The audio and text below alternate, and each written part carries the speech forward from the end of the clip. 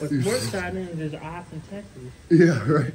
What is up, crawler fans, RC enthusiasts, and social media surfers? I'm your boy Josh with MOFO RC, and today we have freaking baddies on the rocks. We got Craig in the back with a freaking TRX4M mullet style bug, dude. I don't even know what it's called. It's Bugzilla, dude. Rad. Cool. Awesome, awesome build. In the front, dude, we got a freaking Slayer Pro 2 with the sliders, dog. Not totally complete. It's too custom for y'all. So I had to actually make some body mounts. I have them already mostly done. Just got to finish that up probably as soon as I'm done with this video. But for this video, we got a custom mounted Atlas 6x6 body. Pretty freaking cool. It's a rad little body. Not the craziest detail, but we got enough on there to look pretty cool and make it a nice little battery cover. Unfortunately, we got the stupid little freaking plug sticking out the front. Nice climb. So freaking good, dude. That thing is badass. I'm working on my rear steer, dude. I was like, I got to get some packs in. So I've been fighting the cold. Actually, we couldn't drive very long today because the batteries would not drive anymore. It was like 12 degrees or something like that when we were shooting this with a wind chill down into the negatives. I didn't look at what they were saying it is, but it's effing cold out, bro. Holy crap. Cold in Texas. So we're just out here just freaking screwing around. I do not know what the weight balance on this rig is. I would guess it's probably almost back to like 52 to the front or something. We're back super far front, to the rear. In our weight bias, need to address that. I just have gotten this thing built and have spent way more time just trying to master one-handed rear steer again, which is freaking amazing. But the first few packs really wrenched on my head. So I still don't have all the technique as far as where the tires need to be in the rear, as far, just watching it go. It's not 100% there, but I do pretty good in, where I think that the wheels go. Right here, this is one of the things I got messed up, got bound up because I did not have the rear wheels going the right way, and I hit that in a very hard way, at least for this rig. I'm definitely too loose for super duper crazy angle and stuff like that. It's too loose. You can use the rear steer to help keep it bound and tight to the hill, but it is very easy to flip. Like right here, I'm at my limit, and so, but if you just see right here, we just by changing the angle and making sure that the rear tire's tracking the right way, it goes up super duper easy. So overall, dude, this thing is just absolutely killer. A big part of that is weight bias, and then also we're just a little bit too loose. I need to work on my banding, and we will show all of this off. I just have not had time. Plus, it's effing cold, dude. Holy crap. So I hope you guys are doing good, dude. I hope you guys are staying freaking warm. I'm sorry that I missed videos this week. It just had so many things going on.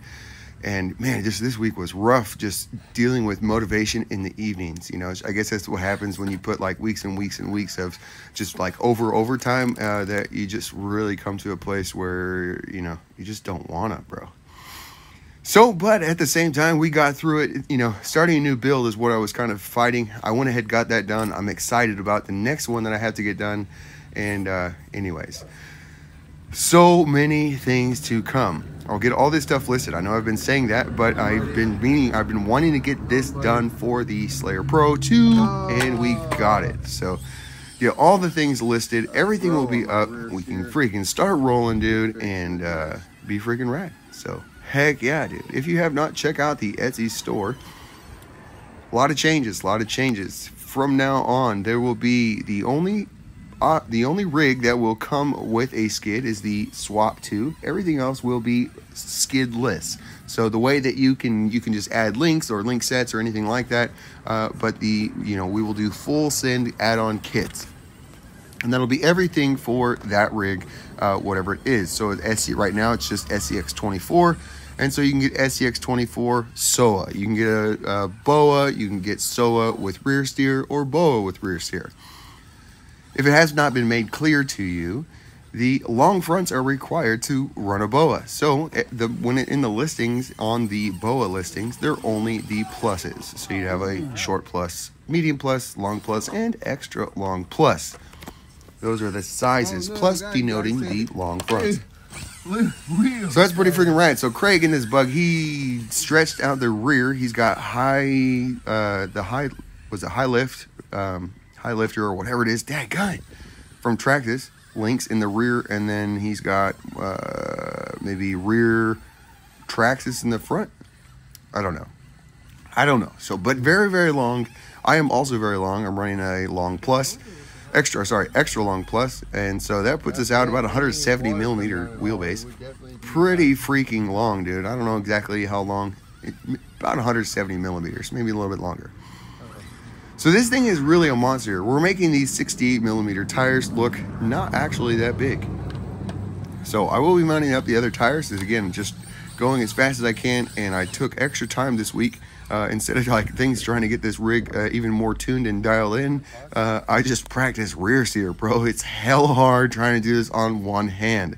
If you've never tried rear steer, it is a whole new skill. You think, you know, obviously you could just use it to make a tight turn or whatever, but when you start to try to use rear steer when you are driving, that's a lot to do, and especially I have it all on one hand. I will show that off, but dude, it's a lot. You know, and so like this right here. So why is this hard? Well, you can't see it. It drops off on the backside, and then there's like dirt or whatever. So I'm not able to like pull on anything up at the top. Just caught on the skid, not working out. A lot of times when you run it up in there, the rear tires bite and you flip off. So, or you pull up and your front wheel wraps around, and you could potentially break an axle. So this thing reaches all the way up and over, but it's almost like too tall that it's not having anything to grab on to go straight up and over. Just kind of one of those things. So I probably could work it out with rear steer. You know, first time actually out at Waterloo with rear steer. Only have probably about 6 packs. Well, 6 times driving. I don't know. I wouldn't call them packs. Some of the times were like 10 minutes long only because that's as long as the battery lasts when it's 10 degrees. Which is okay, dude, because you're like, okay, I'm ready to go inside, dude. It's freaking cold. Holy crap. Holy crap. So overall, dude, I absolutely love driving rear steer. It just is one of those things, once I start driving it, it's like, that's all you want to do, because, you know, when you drive only front steer, it's like, dude, the rear end's not doing what it's supposed to do. And for me, it's all like unconscious after you know, really get a hold of it. It's all unconscious on my left hand, my driving hand, so don't even have to think about it. You know, I just keep my wheels twitching, and then let oh, that was so dope. So dope. We can make it look more clean, but Craig has the grippy ass tires and a huge weight bias to the front, dude, making that look easy. The 72 millimeter pins from TJ Crawler are just absolutely awesome. I love them the way that they come, and I also love them the way that they have been modified. It's almost like 3 different pin tires that are, you know, you have to just mix and match and find the right tires, or, you know, the right, you know, configuration for your rig. Right there, I just didn't stay pinched. I knew that it was coming, but if I stay pinched on the high side, would be the screen left. On the driver, the passenger, just like he lost it right there. If you can keep the pinch, you should be able to come down that, especially with rear steer. So speaking of rear steer, just one of those things. People want a rear steer, but if you don't have skills going with just the 2 wheels, maybe the rear steer should wait until you just kind of master a few skills a little bit, learn how to turn and align yourself up with the front half, so that you can kind of commit some of that to, you know, unconsciousness when you start to learn the rear. Because, you know, it's one thing to use the rear just to, again, reposition in between obstacles, but when you try to use the rear steering on an obstacle, especially if you're widened out and you have a lot of throw in your steering, like I do right now, it's too much, especially in the rear. Front and rear is too much, but especially in the rear. But you know, it's going to wobble your truck. It's going to really, you have to really pay attention. So there's no way that you could try to actually crawl and be successful if you're toggling the rear end. It's just, you cannot do it. Also, you should not be running rear steer with the same front and rear, you know, or opposites or whatever. You should, you know, it's not for technical crawling. Again, it's one thing to just, you know, really turn it around or these type of things. But when you start to really start to crawl, you need them to be you need them to be completely separate and proportional. You know, and you know, it's the only real way to use them effectively. Again, you can smash over some rocks, but I'm talking about getting into real technical stuff like what we're doing right here. I have to be very careful with the rear wheels because they change length, you know, because there's so much throw, which can be completely awesome. But if you're not very careful and you don't transition just absolutely perfectly, it's not going to work. It didn't work here. I need a lot of practice with my rear steer, bro. I need hella practice. This is, you know, like, again, it's less than a couple of hours of rear steer practice in the you know, since I tried this over a year ago. It's been like a year and a half almost. So we did run it. You do get very comfortable with it, you know, but still, dude, like, to be a master, you gotta be 100, 150 packs, 200 packs, you know, to really be master of rear steer proportionality and being able to do it, especially for what I'm doing with one hand. Holy crap, bro. First couple packs back was just, you know, it wasn't as hard as the first time.